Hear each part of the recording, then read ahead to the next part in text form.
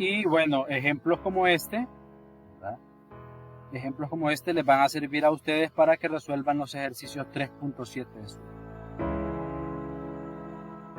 En el ejemplo 3.10 nos dice en la siguiente figura, si el segmento AC, ¿verdad?, es bisectriz de los ángulos DAB,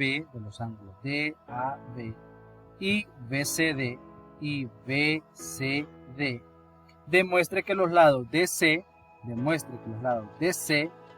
y BC son congruentes. Entonces, esa es la información que me brinda.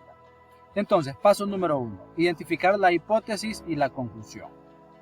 En este caso, que el segmento AC sea bisectriz del ángulo DAB, miren, del ángulo DAB, significa que el segmento AC divide al ángulo DAB en dos ángulos congruentes, y por eso en la figura se puede observar que el ángulo DAC es congruente con el ángulo BAC.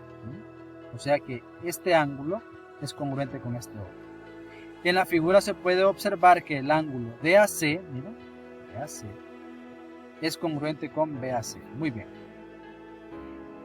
Para el ángulo BCD significa lo mismo. Es decir, que el segmento AC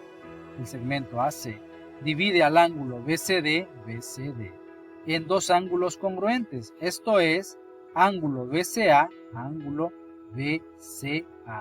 congruente con el ángulo BCA.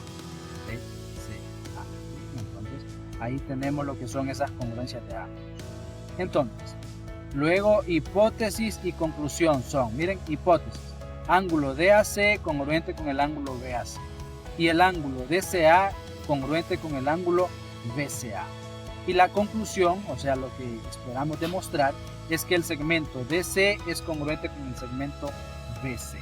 Entonces, tenemos acá, por ejemplo, de esta figura, podemos tener estos dos triángulos, miren, que es el triángulo ADC, miren, ADC, y también el triángulo ABC. Tenemos aquí. La hipótesis que tenemos es que el ángulo DAC, es congruente con BAC, y el ángulo DCA, es congruente con el ángulo BCA, Y la conclusión a la que esperamos llegar, ¿verdad?, es que el segmento DC es congruente con el segmento BC. Entonces, iniciamos. En este caso, lo que nosotros vamos a hacer es completar, ¿verdad? Paso número 2, completar el esquema de demostración. El camino para llegar a la conclusión es primero observar la relación ¿entre qué? Vamos a observar la relación entre estos dos triángulos, ¿verdad? ¿Y cuáles son esos dos triángulos? Bueno, el triángulo ADC, miren, ADC, y el triángulo ABC.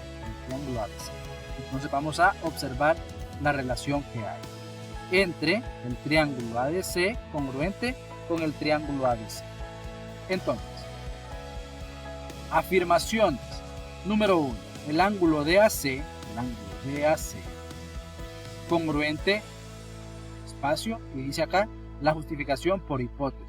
En la hipótesis, el ángulo DAC es congruente con BAC. Entonces, concluimos con el ángulo BAC. Y luego tenemos en el paso número 2, el segmento AC congruente con el segmento AC. Vamos a ver, miren, AC congruente con AC. ¿Por qué? Bueno, porque en este caso, congruencia del mismo segmento, pues porque es el mismo segmento. AC es congruente con AC porque es el mismo segmento.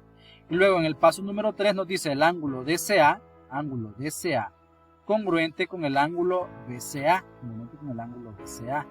¿Y esto por qué es? Bueno, es parte de la información que me dan acá, miren. Entonces concluimos que es por hipótesis. Y luego en el paso número 4 nos dice espacio congruente con el triángulo ABC. Entonces sería el triángulo ADC congruente con el triángulo ABC por paso 1, 2 y 3, que son estos tres pasos que están aquí. Y criterio de congruencia, ¿qué criterio sería? Vamos a ver, ángulo, lado, ángulo. Miren. Vamos a ver, ángulo, miren, lado, ángulo. Entonces sería ALA, ¿verdad? Ese es el criterio de congruencia que estamos utilizando en este momento. Y por último, ya en el paso número 5 nos dice el segmento DC congruente con ¿quién? segmento DC congruente con BC. Entonces, con el segmento DC.